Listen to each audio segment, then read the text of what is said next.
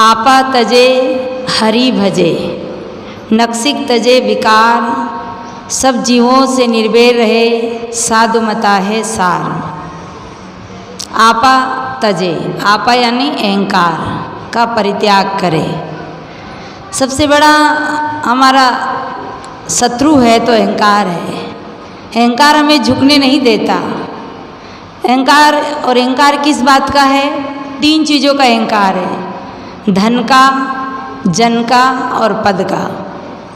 धन, जन, पद, ये तीनों चीज़ें यहीं मिली है और यहीं छूटने की है। धन यहीं मिला है, पद यहीं मिला है और जन भी यहीं मिले हैं, जो परिवार मिला है। किसका अहंकार करे? अगर बेटे का अहंकार करे तो बेटा बहू का हो जाता है, बेटी को दामाद ले जाता है। तो हम परिवार का क्या अहंकार करें? और आदमी अकड़ के चलता है तो साहब कहते हैं कि हमारा कुछ भी नहीं है। अभी सुन रहे थे आप, तो धन भी हमारा नहीं है, जन भी हमारा नहीं है और पद से उतरते ही भूतपूर्व हो जाते, भूत हो जाते। कितना ही बड़ा पद मिल जाए, पद से उतरे कि बस भूत हो गए। तो पद भी 5 साल के लिए, 10 साल के लिए मिलता है और छूट जाता है। अगर कोई नौकरी का पद मिला है तो 60 साल के लिए, इतने दिन के लिए पद में हम अहंकार करते। साहब सबसे पहले बताते हैं कि आपा तजे, जो आपा अहंकार को त्याग कर फिर दूसरा पद हरि भजे। अब हरि क्या है जिसका भजन करें, और भजन क्या है जिसे हम करें? भजन का कई रूप है। लोग भजन को गाते हैं, उसे भजन कहते हैं। पर भजन कैसा है, भजन क्या है? बहुत सरल में भजन सदगुरु कबीर साहब बताते हैं। हम लोग भजन करते हैं, उसको नहीं, वो एक सरल तरीका से भजन बताते हैं। इतना सरल, ना तो आप भूखे रहने की ज़रूरत है, ना आप तपस्या करने की ज़रूरत है, ना घी जलाने की ज़रूरत है, ना तिल जलाने की ज़रूरत है, ना ठाड़ेश्वरी, मौनी, दिगंबरी, जटाधारी बनने की ज़रूरत है। साहब भजन का बहुत सरल तरीका बताते हैं कि मन की तरंग मार लो, आदत बुरी सुधार लो। आप लोग को याद होगा ना, क्या कह रहे हैं? मन की तरंग, जब मन में क्रोध आए, मन में क्रोध की तरंग उठे, उसे मार ले तो बस भजन हो गया। लोभ की तरंग उठे और उसे मार ले तो बस भजन हो गया। राग की तरंग उठे, उसे मार ले तो बस भजन हो गया। या कहाँ भजन गाने की ज़रूरत है? बहुत सरल तरीका कि आप मन की तरंग मार ले, बस हो गया भजन। पर लोग भजन गाते हैं मंदिरों में जाकर, स्वयं भजन करते हैं और रात रात भर भजन करते हैं। भजन तो करते, ना भगवान को चैन से सोने देते हैं, ना गुरु जी को चैन से सोने देते हैं। बताओ, क्या 2-2 बजे रात तक भजन करते हैं, 4 बजे रात तक भजन करते हैं? तो अगर सच में ही भगवान होगा तो परेशान नहीं होता होगा? नींद नहीं खराब होती होगा क्या? बच्चों की नींद खराब होती है, बूढ़े लोग परेशान होते हैं, रोगी लोग परेशान होते हैं, और हम समझते हैं कि हम भजन कर रहे हैं। तो भजन का महत्व भी नहीं जानते। एक जगह माताएं भजन कर रही थी, तो माताएं कैसे भजन कर रही थी? वो अपने बैठकर भजन कर रही थी। क्या भजन कर रही थी? रामा रामा हरे हरे, कृष्णा कृष्णा हरे हरे, रामा रामा हरे हरे, कृष्णा कृष्णा हरे हरे। ऐसे वो भजन गा रही थी। परंतु एक माता के पति का नाम कृष्ण था और एक माता के पति का नाम राम था। पर उनने सुन रखा था, वो माताएं कहती थी कि पति का नाम लेने से पति की उम्र घट जाती है। तो जो भी भजन कर रही थी, एक तरफ की 2 माताएं भजन बोलती थी और 2 माताएं झेलती थी। तो झेलने वाली के पति का नाम एक का राम था और एक का कृष्ण था। गांव में ऐसी परंपरा है कि पति का नाम ले तो पति की उम्र घट जाती है। अरे ऐसी पति के नाम लेने से पति की उम्र घटती हो तो जिसका पति लड़ता हो उसे रोज 100 बार 108 बार नाम लेना चाहिए। जिसका पति शराब पीता हो उसे 108 बार नाम लेना चाहिए ताकि वो जल्दी मरे तो फंद कटे। पर ऐसा तो नहीं, पर वो गा रही थी कि रामा रामा हरे हरे कृष्णा कृष्णा हरे हरे। अब उन्हें झेलना था तो वो अपने पति का नाम कैसे ले, तो उन्होंने कैसे झेला, लल्ला के पापा हरे हरे मुन्नी के पापा हरे हरे, लल्ला के पापा हरे हरे मुन्नी के पापा हरे हरे, मतलब अपने पति का नाम नहीं लिया।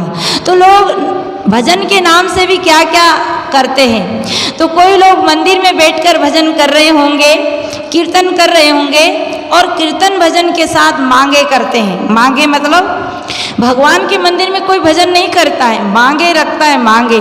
तो कबीर साहब ने देखा जाकर के लोग भजन कर रहे हैं। तो कैसे भजन कर रहे हैं, तो कोई तो अपने बेटे के लिए दुआ कर रहा, कोई अपने बेटे के लिए नौकरी मांग रहा, कोई अपनी फसल की रक्षा के लिए अनेक प्रकार की प्रार्थना कर रहे भजन के नाम से। तो कबीर साहब को कहना पड़ा कि ऐसी दीवानी दुनिया, ऐसी दीवानी दुनिया भजन भावना बूझे जी, ऐसी दीवानी दुनिया भजन भावना बूझे जी, कोई आवे लड़का मांगे ये वर हमको दीजिए जी, कोई आवे लड़का मांगे ये वर हमको दीजिए जी, कोई आवे धन का भूखा भेंट रुपया लीजिए जी, कोई आवे धन का भूखा भेंट रुपया लीजिए जी, कोई आवे दुख का मारा हम पर कृपा कीजिए जी। कहे कबीर सुनो भाई साधु, कहते हैं कि कोई आवे धन का भूखा भेंट रुपया लीजिए जी, कोई आवे दुख का मारा हम पर कृपा कीजिए जी, साँचे का कोई ग्राहक नहीं झूठे जगपति जे जी, साँचे का कोई ग्राहक नहीं झूठे जगपति जे जी। कहे कबीर सुनो भाई संतो इन अंधों का क्या कीजिए जी। सब अंधे हैं, प्रार्थना के नाम से भजन के नाम से मांगते हैं। क्या मांगते हैं, पुत्र की नौकरी, फसल की रक्षा, पद मिल जाए, धन मिल जाए। कबीर साहब कहते हैं या कोई भजनानंदी नहीं है, कोई अपना कल्याण नहीं चाहते हैं, सब अपने मांगे करते हैं। और पर याद रखना, मांगने से कोई चीज़ मिलती नहीं, जो मिलता है वो पुरुषार्थ से मिलता है, मेहनत से मिलता है। इसे कबीर साहब ने एक साकी में कहा, करवैया वाला अपनी छाड़ वीरानी आस, जाके आंगन नदिया बहे सो कस मरे प्यास। जो पुरुषार्थ करता है उन्हें मिलता है, पर मांगने से मिलता है। कहते हैं कि क्यों नहीं मिलता है, राजा दशरथ जी ने पुत्र प्राप्ति के लिए यज्ञ किया और यज्ञ में से कहते अग्नि देवता प्रकट हो गया, और अग्नि देवता जब प्रकट हुआ तो कहते हैं खीर का कटोरा सभी रानियों को बांटा गया और उससे पुत्र प्राप्त हुआ। ऐसी कथाओं में बताया। पर भगवान राम मना करते हैं कि मांगने से नहीं होता है, आशीर्वाद से नहीं होता है, भाग्य से होता है और पुरुषार्थ से होता है। जब राम कलेवा होते हैं तो जनकपुर की सखियाँ राम जी को गाली गाती है। जब राम की शादी होती है, शादी के बाद में राम जी की जब कलेवा के समय गाली गाती है, अति उदार करतूतीदार अवधपुरी की भामा, खीर खाए सुत पैदा करती पति कर कछु नहीं कामा। तो राम जी कहते हैं, राम जी सत्य बात कहते हैं, राम जी निर्णय की बात कहते हैं। श्री रामचंद्र जी अपनी सत्य बात कहते हैं। क्या कहते हैं कि कोई नहीं जन्मे मात पिता बिना, ये राम जी कह रहे हैं, मांगने की नहीं कह रहे, आशीर्वाद की नहीं कह रहे। कोई नहीं जन्मे मात पिता बिना, बांधी वेद की रीति और तुमरे तो मई से उपजे ऐसे हमरे नहीं रीति। भगवान कहते हैं कि तुम्हारे तो बच्चे पृथ्वी से ही पैदा हो जाते हैं, पर हमारे घराने में ऐसी रीति नहीं है। सज्जनों, लोग कहते हैं कि सीता का जन्म पृथ्वी से हुआ, कहते सीता पृथ्वी फाड़ के निकली है, परंतु ये बात बिल्कुल सत्य है। सीता भी पृथ्वी से निकली और हम और आप सबका जन्म पृथ्वी से हुआ है, क्योंकि ये शरीर पृथ्वी का ही शरीर है और सभी का जन्म इस पृथ्वी से ही हुआ। माँ का गर्भ पृथ्वी है और उससे सबका जन्म हुआ। कहते हैं सीता पृथ्वी में समा गई, वास्तव में हम और आप सब पृथ्वी में समा जाएंगे। इस शरीर को जला दिया जाएगा तब भी पृथ्वी में समा जाएंगे, इस शरीर को गाड़ दिया जाएगा तब भी हम पृथ्वी में समा जाएंगे।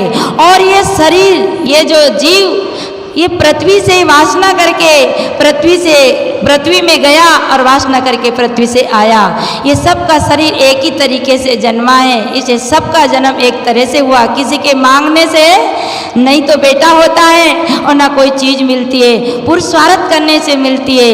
इसलिए हम मांगे नहीं, पुरुषार्थ करें। तो ऐसी दीवानी दुनिया भजन भावना बूझे जी, कोई आवे लड़का मांगे। ये तो महात्माओं से भी मांगने आ जाते हैं। कहते हैं एक माता महात्मा के पास गई और कहा महाराज आप कृपया करके आशीर्वाद दीजिए। तो महात्मा ने कहा अब कहा क्या, जब पीछे पड़ जाते हैं तो चलो ठीक है, नहीं आशीर्वाद से नहीं होगा, बच्चा नहीं माने फिर बार बार आवे। तो महात्मा जी मना करते हैं, महात्मा जी मना करते हैं, फिर भी वो बार बार आती है। तो महात्मा जी के चरण में स्पर्श करती तो एक बाल आ जाता है। जब एक बाल आ जाता है तो सहयोग से, अब वो महात्मा जी नहीं देते पर सहयोग से उनके हाथ में एक बाल आ जाता है और वो उसी को आशीर्वाद समझ लेती है। सहयोग की बात होती है कि उनके बच्चा आ जाता है। वो सबसे कहती है कि मुझे महात्मा जी ने आशीर्वाद में बाल दिया और इस बाल से मेरे बच्चा हुआ। आप सबने सुना, महात्मा जी तो आशीर्वाद में बाल देते हैं। तो सब लाइन लग गई और कोई को दुख है तो दुख के लिए महाराज कृपया करके एक बाल दे दीजिए। महात्मा जी ने कहा बाल देने से बच्चे नहीं होते हैं, बाल देने से कोई धन नहीं आता है। पर महात्मा जी इसको परेशान करने लगे तो महात्मा जी एक एक बाल तोड़ तोड़ के देने लगे। अब क्या हुआ, महात्मा जी परेशान हो गए बाल देते देते। इतने में क्या हुआ, महात्मा जी ने मना कर दिया कि अब बाल नहीं मिलेगा। थोड़ा सा बाल महात्मा जी के बचा तो दो चार दादा लोग थे, उनने कहा कि अपन भी चले महात्मा जी से बाल लेने के लिए। अब दो चार दादा महात्मा के पास गए, महाराज हमें भी बाल दे दो आशीर्वाद रूप में। महात्मा ने कहा नहीं नहीं मैं बाल नहीं दूंगा। तो अरे कैसे नहीं दोगे, अमुक को बाल दिया उनको बच्चा हो गया, अमुक को बाल दिया अमुक को दिया। अब तो जबरदस्त महात्मा जी के बाल को सारे के सारे ही उकाड़ लिए।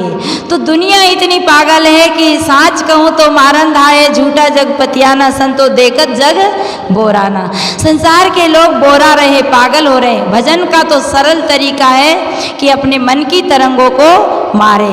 तो साहेब कहते आपा तजे हरि भजे, नक्सिक तजे विकार, नक से जो सीका तक के विकार को त्यागे। इसके लिए हम भजन करें। हम भजन भी करते तो कैसे करते, राम नाम जपना और पराया माल अपना। राम नाम जपना, पराया माल अपना। 1 किलो की 900 ग्राम, बोलो जय श्री राम। हम भजन के नाम से भी ऐसे भजन करते हैं। कबीर साहब कहते हैं हाथ में माला लेके भजन करते हैं। कैसे भजन करते हैं, माला तो हाथ में चलती है और मन बाजार में चलता है। तब कबीर साहब कहते हैं माला फेरत जुग गया, गया न मन का फेर, कर का मन का डार दे, मन की माला फेर। माला तो कर में फिरे, जीव फिरे मुख माय, मनवा तो 24 फिरे, ये तो सुमिरन नाय।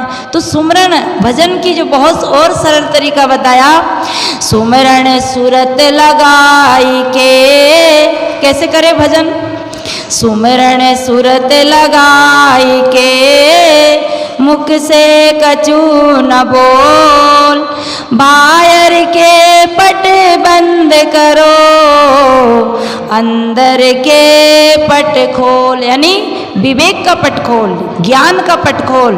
और ये बाहर के जो नासवान वस्तु को जो हम देख रहे हैं, इन्हें देखने का काम बंद करो।